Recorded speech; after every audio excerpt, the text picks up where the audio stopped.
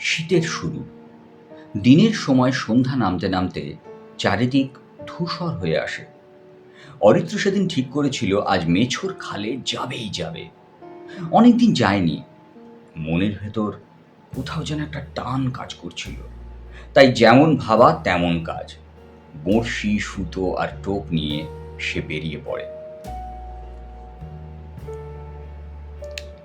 নমস্কার, আমি অভিযান বসু। যে গল্পটি এতক্ষণ আপনাদের পাঠ করে শোনাচ্ছিলাম তার নাম জল ছায়ার ক্ষুধা। গল্পটি রচনা করেছেন গুনগুন। এই গল্পটি অডিও স্টোরি হিসেবে খুব শীঘ্রই একটি নতুন ইউটিউব অডিও স্টোরি চ্যানেল গল্প স্রোতে প্রকাশ পেতে চলেছে। গল্পটি পাঠ করেছি আমি, অভিযান বসু। আপনারা অবশ্যই গল্পটি শুনুন এবং যদি ভালো লাগে তাহলে লাইক করে দেবেন। অন্যান্য গল্প আরও আপলোড করা আছে, সেগুলো ভালো লাগলে, পছন্দ হলে চ্যানেলটি সাবস্ক্রাইব করবেন এবং অবশ্যই হাইপ বাটনে ক্লিক করবেন। গল্পটি রিলিজ হলে অবশ্যই আপনাদের সাথে আমি লিঙ্কটা শেয়ার করে নেব। নমস্কার।